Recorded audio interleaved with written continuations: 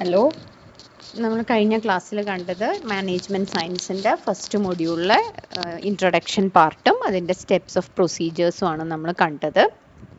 അപ്പോൾ ഇന്നത്തെ ക്ലാസ്സിൽ നമ്മൾ നോക്കുന്നത് അതേ മൊഡ്യൂളിൽ തന്നെ മാനേജ്മെൻറ്റ് സയൻസിലെ മൊഡ്യൂൾ 1-ൽ what are the tools and techniques of management science എന്നുള്ള ഇതിലേക്കാണ് നമ്മൾ നോക്കുന്നത്.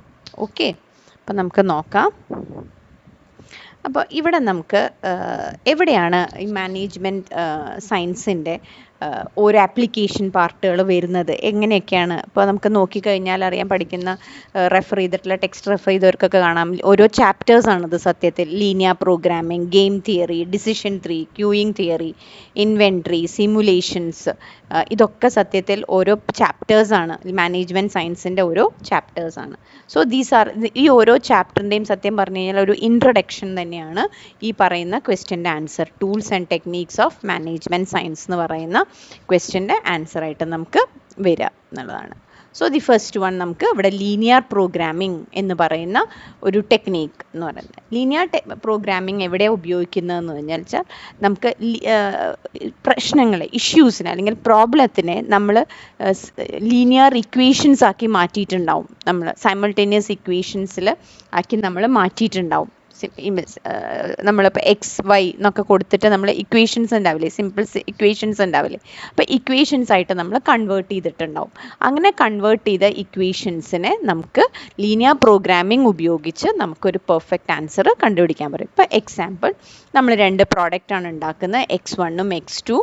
പക്ഷെ അതിലേക്ക് നമുക്ക് നമ്മളെ സംബന്ധിച്ച് എത്ര നമ്പർ ഓഫ് X1 മാനുഫാക്ചർ ചെയ്യണം, എത്ര നമ്പർ ഓഫ് X2 മാനുഫാക്ചർ ചെയ്യണം എന്നുള്ളത് വലിയൊരു ചോദ്യമാണ് അല്ലേ നമ്മുടെ മുമ്പിൽ. അപ്പോൾ നമ്മളെ സംബന്ധിച്ച് നമുക്കറിയാൻ പറ്റും നമുക്ക് എന്തൊക്കെയാണ് നമ്മളെ തടസ്സപ്പെടുത്തുന്നത്, അതായത് മാക്സിമം മാനുഫാക്ചർ ചെയ്യാൻ നിന്നും നമ്മളെ തടസ്സപ്പെടുത്തുന്ന റോ മെറ്റീരിയൽ ചിലപ്പോൾ 10,000 ടണ്ണേ ഉണ്ടാവുള്ളൂ, ലേബർ ചിലപ്പോൾ 20,000 വർക്കിംഗ് അവേഴ്സേ നമുക്കൊരു മാസം കിട്ടാൻ സാധ്യതയുള്ളൂ. So these are the both constraints. അതായത് നമ്മളെ മാക്സിമം മാനുഫാക്ചർ ലിമിറ്റ് ചെയ്യുന്നത്, നമ്മുടെ മാനുഫാക്ചറിങ് നമ്പർ ലിമിറ്റ് ചെയ്യുന്ന രണ്ട് കീ ഫാക്ടേഴ്സ് എന്ന് പറയുന്നത് ഞാനിപ്പോൾ ഈ പറഞ്ഞ എക്സാമ്പിളിൽ മെറ്റീരിയലും ലേബറുമാണ്.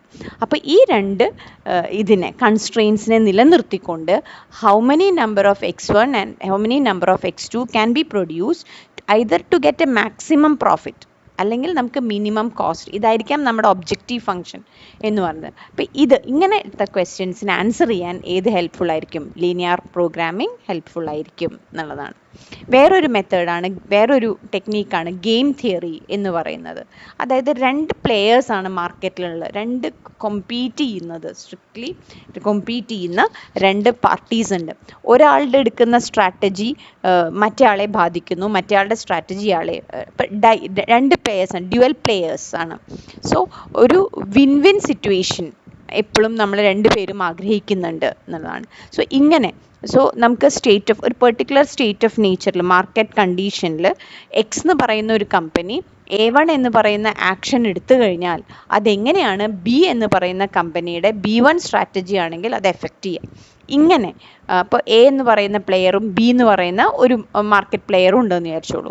എ എന്ന് പറയുന്ന സമയത്ത് 3 സ്ട്രാറ്റജീസാണ് അയാൾക്കുള്ളത്. ഒന്നെങ്കിൽ അയാളുടെ ആഡ് കൂട്ടുക, അല്ലെങ്കിൽ അയാൾ ഡിസ്കൗണ്ട് കൊടുക്കുക, അതല്ലെങ്കിൽ അയാൾ അറ്റാച്ച് ചെയ്ത് കൊടുക്കുക, ഒരു പ്രോഡക്റ്റിൻ്റെ കൂടെ ഒരെണ്ണം ഫ്രീ, ഇങ്ങനെയായിരിക്കാം അയാളുടെ സ്ട്രാറ്റജീസ്. അപ്പോൾ A1, A2, A3. ബിയെ സംബന്ധിച്ച് 3 സ്ട്രാറ്റജീസ് ഉണ്ട്, ഇതേപോലെ തന്നെ 3 സ്ട്രാറ്റജീസ്. അപ്പോൾ A1 ഒരു സ്ട്രാറ്റജി എടുത്താൽ അത് B1നെ ബാധിക്കും, B1 ഒരു സ്ട്രാറ്റജി എടുത്ത് ബി ഒരു സ്ട്രാറ്റജി എടുത്താൽ അത് A1. അപ്പോൾ ഇതിലൊരു വിൻ ആൻഡ് ലൂസ് സിറ്റുവേഷൻ എങ്ങനെയാണ്? സോ ഇങ്ങനത്തെ ഡിസിഷൻസ് ഒക്കെ, കോൺഫ്ലിക്റ്റിംഗ് നേച്ചറുള്ള ഡിസിഷൻസ് എടുക്കാനാണ് ഗെയിം തിയറി ഉപയോഗിക്കാറ്. ഡിസിഷൻ തിയറി എന്ന് പറഞ്ഞാൽ നമുക്ക് പറയാം, ഡിസിഷൻസ് എടുക്കുന്ന സിറ്റുവേഷൻസ് എന്ന് പറഞ്ഞാൽ സെർട്ടനിറ്റി ഉള്ള ഡിസിഷൻസ് ഉണ്ട്, അൺസെർട്ടനിറ്റി ഉള്ള ഡിസിഷൻസും ഉണ്ട്. സോ അൺസെർട്ടനിറ്റി ഉള്ള സമയത്താണ് ഡിസിഷൻസ് എടുക്കാൻ വളരെ ബുദ്ധിമുട്ടാണ്. സോ അവിടെ നമ്മളെ ഹെൽപ്പ് ചെയ്യുന്ന കുറേ മെത്തേഡ്സുകളുണ്ട്. മാക്സിമിൻ, മിനിമാക്സ് എന്നുള്ള പോളിസീസൊക്കെ നമ്മളെ ഉപയോഗിക്കും എന്നുള്ളതാണ്. സോ അതാണ് ഡിസിഷൻ ട്രീ, പ്രോബബിലിറ്റി ഓഫ് ഇത് ഒക്കെ അറിയാമെന്നുണ്ടെങ്കിൽ നമുക്ക് ഡിസിഷൻ തിയറി മെത്തേഡ്സ് ഉപയോഗിച്ച് ഡിസിഷൻസ് എടുക്കാൻ ഹെൽപ്ഫുൾ ആയിരിക്കും. ക്യൂയിങ് തിയറി എന്ന് വെച്ചാൽ നമുക്കറിയാം, ഇന്ന് എവിടെയാണെങ്കിലും ക്യൂ ഒരു അൺഅവോയ്ഡബിൾ സിറ്റുവേഷനാണ് അല്ലേ. എവിടെയാണെങ്കിലും നമുക്ക് ഇപ്പോൾ നമ്മളെ കാണാൻ ഏത് സിറ്റുവേഷനിലായാലും കുറേയൊക്കെ ഇപ്പോൾ ഓൺലൈനിലേക്കൊക്കെ മാറി ക്യൂ സിസ്റ്റംസിൽ കുറച്ച് തിരക്കൊക്കെ കുറഞ്ഞിട്ടുണ്ടെങ്കിലും അവിടെയും ഒരു ക്യൂ ഉണ്ട് ഇപ്പം നമ്മൾ ഓൺലൈനിൽ ബുക്ക് ചെയ്യാൻ സമയത്ത് നമുക്ക് അവിടെ നമ്മൾ ക്യൂവിലാണ്, വെർച്വൽ ക്യൂവിൽ നമ്മളൊരു വെർച്വൽ ഇതിൽ തന്നെയാണ് നമ്മൾ ഇരിക്കുന്നത്, ക്യൂവിൽ തന്നെയാണ് നിൽക്കുന്നത്. സോ ക്യൂയിങ് തിയറിയിൽ നമ്മൾ എന്താണെന്ന് വെച്ചാൽ how to reduce the queue strength, അതേപോലെ തന്നെ മാക്സിമം സർവീസ് എങ്ങനെ കൊടുക്കാൻ പറ്റും, ലോ കോസ്റ്റിൽ കൊടുക്കാൻ പറ്റും, കോസ്റ്റ് ഓഫ് വെയിറ്റിംഗ് എങ്ങനെ മിനിമൈസ് ചെയ്യാൻ പറ്റും, ഇങ്ങനെയുള്ള ഡിസിഷൻസ് എടുക്കാൻ ക്യൂയിങ് തിയറി. അപ്പോൾ ഒരു മീൻ അറൈവൽ റേറ്റ്, മീൻ സർവീസ് റേറ്റ്, ഇങ്ങനത്തെ ഉള്ള ഡാറ്റാസൊക്കെ നമുക്ക് കിട്ടുകയാണെങ്കിൽ ക്യൂയിങ് തിയറി ഉപയോഗിച്ച് നമുക്ക് ഇതിലേക്ക് എത്താൻ പറ്റും എന്നുള്ളതാണ്. ദെൻ വേറൊരു തരമാണ് ഇൻവെൻട്രി മോഡൽസ് എന്ന് പറയും. ഇൻവെൻട്രി മോഡൽസിൽ എന്താണെന്നുണ്ടെങ്കിൽ നമ്മൾ ഓപ്റ്റിമം ഇൻവെൻട്രി എത്രയാണ് നമ്മുടെ ഓപ്റ്റിമം ഇൻവെൻട്രി കോസ്റ്റ് എത്രയാണ്, എങ്ങനെയാണ് നമുക്ക് ഈ കോസ്റ്റ് ഓഫ് പർച്ചേസിങ്ങും ക്യാരിയിങ് കോസ്റ്റും ടു ദി മിനിമം ആയിട്ട് കൊണ്ടുവരാൻ പറ്റുക, എങ്ങനെയാണ് ഇഫക്റ്റീവായിട്ടുള്ള ഒരു സ്റ്റോക്ക് മാനേജ്മെൻറ്റ് സിസ്റ്റം, ഒരു ഇൻവെൻട്രി മോഡൽസ് പ്രൈസ് ബ്രേക്കുകൾ, നമ്മൾ ഡിസ്കൗണ്ടിൽ പ്രോഡക്റ്റ് കൊടുക്കുകയാണെങ്കിൽ മാക്സിമം നമ്മൾ എത്ര വരെ നമുക്ക് കൊടുക്കാൻ പറ്റും, എത്ര കോസ്റ്റ് വരെ നമുക്കത് മിനിമൈസ് ചെയ്ത്, സോ ഓപ്റ്റിമം കോസ്റ്റ് കണ്ടുപിടിക്കുക, ഓപ്റ്റിമം ഇൻവെൻട്രി കോസ്റ്റ്, ഇതൊക്കെ കണ്ടുപിടിക്കാൻ പറ്റും. And the another one is simulation എന്ന് നമ്മൾ പറയും. സിമുലേഷൻ ടെക്നീക്ക് എന്താണെന്ന് വെച്ചാൽ നമ്മൾ റിയൽ ലൈഫിലേക്ക് നമുക്ക് പോയി ചെയ്യാൻ പറ്റില്ല, അതിന് മുമ്പേ നമുക്കൊന്ന് മോക്ക് ചെയ്ത് നോക്കണം. So simulation procedures are there എന്നാണ്, സിമുലേറ്റ് ചെയ്ത് നോക്കാം. ഇപ്പം നാളെ ഒരു ഡെൻറ്റിസ്റ്റാണ്, പുതിയൊരു ഇത് തുടങ്ങാൻ പോവാണ്, അപ്പോൾ അവിടെ എത്ര സമയം ഇരിക്കണം, അവിടെ എത്ര ഡോക്ടേഴ്സിൻ്റെ ആവശ്യം വരും, അവിടെ എങ്ങനെയായിരിക്കാം പേഷ്യൻസിൻ്റെ ഒരു മീൻ അറൈവൽ എങ്ങനെ ആയിരിക്കാം, ഇപ്പം ഇങ്ങനെയുള്ള കാര്യങ്ങളൊക്കെ ഇപ്പോൾ ഒന്ന് സിമുലേറ്റ് ചെയ്ത് നോക്കണം നമ്മൾ ആദ്യം ഒന്ന്. അപ്പോൾ നേരിട്ട് അങ്ങോട്ട് തുടങ്ങാമല്ല, ആദ്യം നമ്മൾ ഇൻഹൗസ് ഒരു വർക്ക് ചെയ്ത് നോക്കിയിട്ട് ആണ് നമ്മൾ, സോ എറേഴ്സ് കുറയും റിയാലിറ്റിയിലേക്ക് വരുമ്പോൾ. അപ്പോൾ സോ അതാണ് സിമുലേഷൻ ടെക്നീക്സ് എന്നൊക്കെ പറയുന്നത് എന്നുള്ളതാണ്. ദെൻ അതേപോലെ നോൺ ലീനിയർ പ്രോഗ്രാമിംഗ് എന്ന് പറയുന്ന ടെക്നീക്സ് ഉണ്ട്. അത് ലീനിയർ സിറ്റുവേഷൻ ഇല്ല, ലീനിയർ റിലേഷൻഷിപ്പ് വരുന്നില്ല, അപ്പം നോൺ ലീനിയർ റിലേഷൻഷിപ്സ് വരുന്ന മെത്തേഡുകൾ. ആൻഡ് നമ്മൾ അതേപോലെ തന്നെയാണ് അവിടെ ഡൈനമിക് പ്രോഗ്രാമിംഗ് എന്ന് പറഞ്ഞാൽ മൾട്ടി സ്റ്റേജ് ഡിസിഷൻ പ്രോസസ്സാണ്. ഒരൊറ്റ ഡിസിഷനല്ല, ഒരു ഡിസിഷൻ എടുത്താൽ അത് വേറൊരെണ്ണത്തിനെ ബാധിക്കും, അപ്പോൾ മറ്റൊന്ന്. അപ്പോൾ അങ്ങനെ ഡൈനമിക് പ്രോഗ്രാമിംഗ് എന്നുള്ളതാണ്. ഇൻറ്റിജർ പ്രോഗ്രാമിംഗ്, അതായത് വാല്യൂസ് ഇട്ടിട്ട്, ഇതിപ്പോൾ അവിടെ അതിൻ്റെ എക്സാമ്പിൾ കാണാം, number of motor in an organisation, number of passengers in an aircraft, number of generators, ഇങ്ങനെ ഇതൊക്കെ ഇട്ടിട്ട് പെർ ഹെഡ് ഒക്കെ കാൽക്കുലേറ്റ് ചെയ്യുന്ന ആ തരം ഉള്ള ഇതുണ്ട്. മാർക്കോ പ്രോസസ് എന്ന് പറഞ്ഞാൽ നമുക്കറിയാം, ഷെയറിലെ മാർക്കറ്റ് പ്രൈസസിൻ്റെ വേരിയേഷൻസ് എടുത്ത് പ്രെഡിക്റ്റ് ചെയ്യേണ്ടി വരും പലപ്പോഴും. അപ്പോൾ അങ്ങനെയുള്ള പ്രോസസ്സിനെയാണ് മാർക്കോ. നെറ്റ്വർക്ക് ഷെഡ്യൂളിംഗ് എന്ന് പറയുന്നത് നമ്മൾ EDPയിലൊക്കെ നിങ്ങൾ പഠിച്ചിട്ടുണ്ട്. പ്രോജക്ട്സിനെ ഷെഡ്യൂൾ ചെയ്യേണ്ടി വരും ചില സമയത്ത്. ഒരു പ്രോജക്റ്റിന് ഒരു മിനിമം ടൈം, ഒരു ലേറ്റ് ആവാൻ എത്രമാത്രം ഏർലിയർ സ്റ്റാർട്ട് ചെയ്യണം, എത്രമാത്രം അത് ലേറ്റ് ആവും, ഒരു പ്രോജക്റ്റ് നമ്മൾ ഏറ്റെടുത്താൽ എത്ര ദിവസത്തിനുള്ളിൽ അത് കംപ്ലീറ്റ് ചെയ്യാൻ പറ്റും. ഇങ്ങനെയുള്ള നെറ്റ്വർക്ക് ടെക്നിക്സിലെ 2 മെത്തേഡ് പെർട്ടും CPM ഒക്കെയാണ്. അപ്പം നിങ്ങളൊരു MCOM സ്റ്റുഡൻറ്റിനെ സംബന്ധിച്ച് ഇതൊക്കെ ഓരോ ചാപ്റ്റേഴ്സാണ് നിങ്ങളെ സംബന്ധിച്ച് പഠിക്കാനുള്ള നിങ്ങളുടെ MCOMൽ ഓരോ ചാപ്റ്ററിൻ്റെയും ഒരു ഒബ്ജക്റ്റീവ് നിങ്ങൾക്ക് അറിയാമെന്നുണ്ടെങ്കിൽ ആ ചാപ്റ്ററിൻ്റെ ഒബ്ജക്റ്റീവ് തന്നെയാണ് നിങ്ങൾക്ക് ഇതിൻ്റെ answer. So these are the tools and techniques എന്ന് പറയുന്നത്. ഇനി application of operation research, management സയൻസിൻ്റെ വൈഡ് ആപ്ലിക്കബിലിറ്റി ആണ് എന്നുള്ളത് നമ്മൾ ആക്സെപ്റ്റഡ് ആണ്. പുതിയ ട്രെൻഡിൽ ഇതിൽ ആർട്ടിഫിഷ്യൽ ഇൻ്റലിജൻസ് സഹായത്തോടു കൂടി ഇതിൻ്റെ ഒരു ഇമ്പോർട്ടൻസ് കൂടി വരിക തന്നെയുള്ളൂ എന്നുള്ളതാണ്. സോ കാരണം ഇത് അപ്ലൈ ചെയ്യുന്ന ഫീൽഡുകൾ ഞാൻ അവിടെ നമുക്ക് നോട്ടിൽ ഇപ്പോൾ റെഡ് ഇട്ട് കാണാം നിങ്ങൾക്ക്. അതായത് എല്ലാ ടീമുകളും ഒരുവിധം എല്ലാ ഏരിയയിലും, ഇപ്പോൾ അക്കൗണ്ടിങ്ങിലാണ് എന്നുണ്ടെങ്കിൽ അക്കൗണ്ടിങ് ഫീൽഡിലാണ് എന്നുണ്ടെങ്കിൽ ക്യാഷ് ഫ്ലോ, ക്രെഡിറ്റ് പോളിസീസ്, ഇങ്ങനെയുള്ള കാര്യങ്ങൾ ചെയ്യാൻ ഹെൽപ്ഫുൾ ആയിരിക്കും. കൺസ്ട്രക്ഷൻ കമ്പനി ആണെങ്കിൽ ഒരു പ്രോജക്റ്റ് ഷെഡ്യൂൾ ചെയ്യുക, എംപ്ലോയീസിനെ വർക്ക് ഫോഴ്സിലേക്ക് അയക്കുക, അലോക്കേഷന് വേണ്ടിയിട്ട് റിസോഴ്സ് അലോക്കേഷനിൽ, ഫേസ് പ്ലാനിങ്, ഇപ്പോൾ ഒരു ഫാക്ടറിയിൽ നമ്മൾ ലൊക്കേഷൻ ഡിസൈഡ് ചെയ്യുക, സൈസ് ഡിസൈഡ് ചെയ്യുക, ഹോസ്പിറ്റലിൽ എത്ര ബെഡുകൾ വേണം തീരുമാനിക്കുക, ഒരു സൂപ്പർ മാർക്കറ്റിലാണെങ്കിൽ എത്ര ക്യാഷ് കൗണ്ടർ വേണം എന്ന് തീരുമാനിക്കുക, ഇതിലൊക്കെ. സോ ഫിനാൻസിൻ്റെ ഏരിയയിൽ ക്യാഷ് മാനേജ്മെൻറ്റ് നമ്മളവിടെ അക്കൗണ്ടിങ്ങിനെ പോലെ തന്നെയാണ്, കുറച്ചും കൂടിയും ഹയർ വേർഷനിലാണ് fund management, investment management, portfolio, മാനുഫാക്ചറിങ്ങിൽ ഇൻവെൻട്രി കൺട്രോൾ, പ്രൊഡക്ഷൻ സ്മൂത്തിങ്, മാർക്കറ്റിംഗിൽ അഡ്വർടൈസിങ്, പ്രൊഡക്ഷൻ മിക്സുകൾ, ഏതെങ്കിലും പ്രോഡക്റ്റ് നമുക്ക് നിർത്തണോ അത് കണ്ടിന്യൂ ചെയ്യണോ, ഇങ്ങനെയുള്ള ഡിസിഷൻസിനൊക്കെ ഹെൽപ്ഫുൾ ആയിരിക്കാം. ഹ്യൂമൻ റിസോഴ്സിൻ്റെ രീതികളിൽ പർച്ചേസിങ്, ഏതൊക്കെ ഫീൽഡിലാണ് റിസർച്ച് ആൻഡ് ഡെവലപ്മെൻറ്റിൽ. അപ്പോൾ ഈ ഫീൽഡിലൊക്കെ ഇതിൻ്റെ ആപ്ലിക്കേഷൻ വരാൻ തുടങ്ങി. So where are the fields where, അപ്പോൾ ഇതൊക്കെ നിങ്ങൾക്ക് വളരെ ഈസി ആയിട്ട് പറയാം. കുറേ ദ വെരി കോർ ഏരിയാസ് ആണ് ഒരു ബിസിനസ്സിനെ സംബന്ധിച്ച്.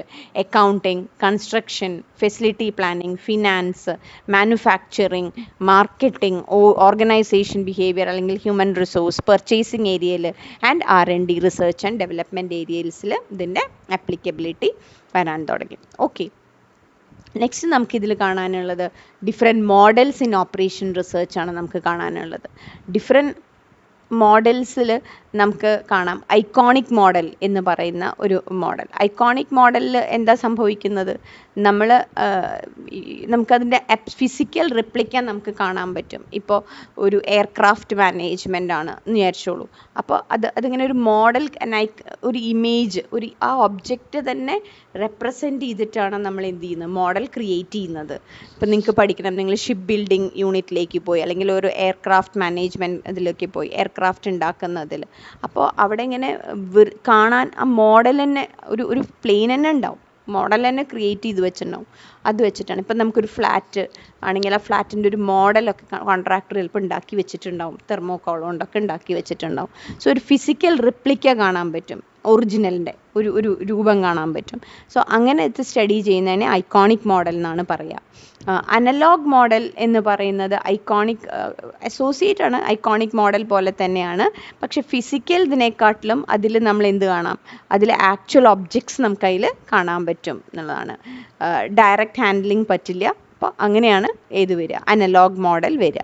സിംബോളിക് മോഡൽ എന്ന് പറയുന്നത് നമ്മൾ സിമ്പിൾസ് വെച്ചിട്ട് ഗ്രേറ്റർ ദാൻ, ഈക്വൽ ടു, അങ്ങനെ വരച്ച് ഗ്രാഫിക്കൽ ഡിസൈൻസ് ഒക്കെ ഉപയോഗിച്ച്, ഗ്രാഫൊക്കെ ഉപയോഗിച്ച് ചെയ്യുന്നതിനെയാണ് സിംബോളിക് മോഡൽ എന്നാണ് അതിനെ പറയുക. പ്രോബബിലിസ്റ്റിക് മോഡൽ എങ്ങനെയാണ്, പ്രോബബിലിറ്റി ഓഫ് ഡൂയിങ് ആണ്, occurrence of the event. Probability നമുക്ക് അറിയാം അല്ലേ, ഒക്കറൻസിൻ്റെ പ്രോബബിലിറ്റിയും നോൺ ഒക്കറൻസിൻ്റെ പ്രോബബിലിറ്റിയും തന്ന്, അപ്പോൾ സെയിൽസ് കർവ്, സെയിൽസ്, മാർക്കറ്റിംഗ്, നമ്മുടെ ഡിമാൻഡ് ഫംഗ്ഷൻ, ഇതൊക്കെ ഇങ്ങനെയൊക്കെയുള്ള മോഡലിനെയാണ് നമ്മൾ എന്ത് പറയുക, പ്രോബബിലിസ്റ്റിക് മോഡൽ എന്നാണ് പറയുക.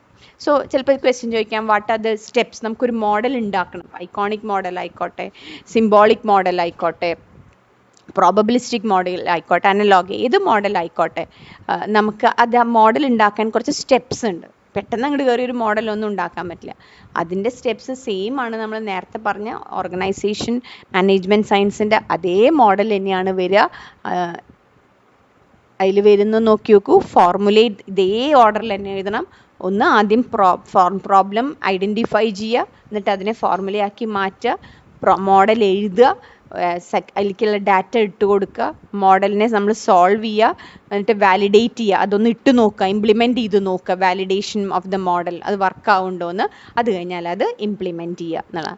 നിങ്ങൾ ലീനിയർ പ്രോഗ്രാമിംഗ് എന്നുള്ള ചാപ്റ്ററൊക്കെ പഠിച്ചിട്ടുണ്ടെങ്കിൽ നിങ്ങൾക്ക് കാണാം, നമുക്കൊരു സ്റ്റോറി പോലെ ഒരു ക്വസ്റ്റ്യൻ തന്നിട്ടുണ്ടാവില്ല. ഒരു മാനുഫാക്ചറർ 2 പ്രോഡക്റ്റ് ഉണ്ടാക്കുന്നു, ആ 2 പ്രോഡക്റ്റിന് വേണ്ടി ഇത്ര മെറ്റീരിയൽ വേണം, ഇത്ര ലേബർ വേണം, പക്ഷെ മാക്സിമം ഇത്ര ലേബർ അവേഴ്സേ നമുക്ക് ഉള്ളൂ എന്നൊക്കെ പറയും. അപ്പോൾ നമ്മൾ എന്ത് ചെയ്യും, ഒരു കൺസ്ട്രെയിൻസിനെ ഐഡൻറ്റിഫൈ ചെയ്യും. മാക്സിമം പ്രോഫിറ്റ് കിട്ടണം, ഒരു പ്രോഡക്റ്റിൻ്റെ മുകളിൽ നമുക്ക് 5 രൂപയാണ് ഇത്, മറ്റേതിൻ്റെ മുകളിൽ 10 രൂപ കിട്ടും.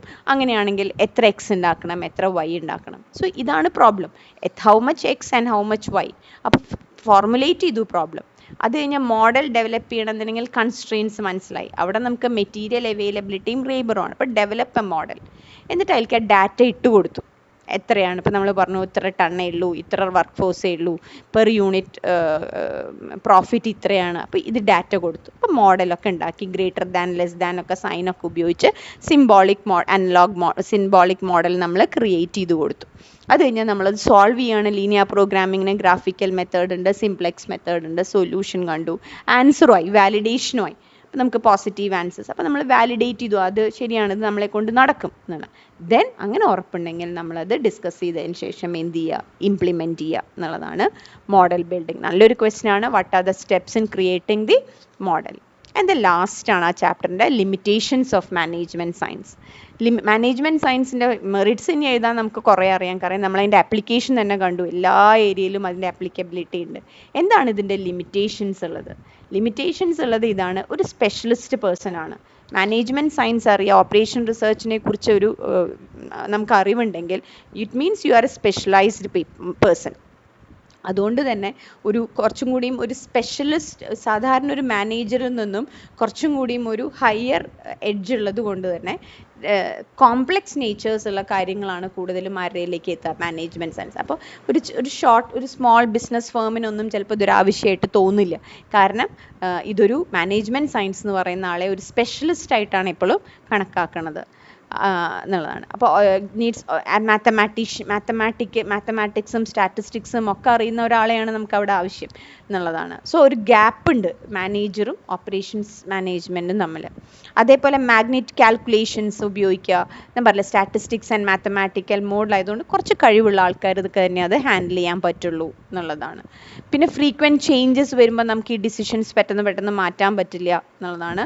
ഫെയർലി ഗുഡ് സൊല്യൂഷൻസ് വരാം എന്നുള്ളതാണ് ചിലപ്പോൾ മാറ്റേണ്ടിയൊക്കെ വരും എന്നുള്ളതാണ്. And all the factors quantifiable factors ആണ്. അതായത് ക്വാളിറ്റേറ്റീവ് ഫാക്ടേഴ്സ് ഇവാലുവേറ്റ് ചെയ്യുന്നതിൽ പോരാ. മാനേജ്മെൻറ്റ് സയൻസും പുതിയ മോഡൽസ് ഇനിയും വരാനിരിക്കുന്നതേ ഉള്ളൂ എന്നുള്ളത്. ക്വാണ്ടിറ്റേറ്റീവ് ഫാക്ടേഴ്സ് നന്നായിട്ട് അനലൈസ് ചെയ്യാൻ പറ്റുന്നുണ്ട്. ക്വാളിറ്റേറ്റീവ് ആൻഡ് ഇംപ്ലിമെൻറ്റേഷൻ സ്റ്റേജിൽ വരുന്നത് once a decision has been taken നമ്മൾ അതിനെ എന്ത് ചെയ്യാം, ഇംപ്ലിമെൻറ്റ് ചെയ്യാം. ആൻഡ് ദി കോംപ്ലെക്സിറ്റീസും ഹ്യൂമൻ റിലേഷൻസും ഒക്കെ മാനേജ് ചെയ്ത് ബിസിനസ്. എന്തായാലും ഇംപ്ലിമെൻറ്റേഷൻസ് വളരെ ഡെലിക്കേറ്റ് ടാസ്ക്കാണ്. And it has to be discussed with the entire team. ഒരുമിച്ച് നിന്നാലാണ് അതിൻ്റെ ഇംപ്ലിമെൻറ്റേഷൻ സക്സസ്ഫുൾ ആണ്. So these are the limitations of management science. അപ്പോൾ ഈ 2 മൊഡ്യൂളിലാണ് നമ്മൾ ഫസ്റ്റ് ചാപ്റ്റർ കവർ ചെയ്തിട്ടുള്ളത്. അപ്പോൾ മാനേജ്മെൻറ്റ് സയൻസിൻ്റെ ഫസ്റ്റ് ചാപ്റ്റർ 2 മൊഡ്യൂളും നന്നായി കേൾക്കുക. എന്നിട്ട് എന്തെങ്കിലും ഡൗട്ട്സ് ഉണ്ടെങ്കിൽ അതിലേക്ക് ചോദിക്കാം. Okay, thank you.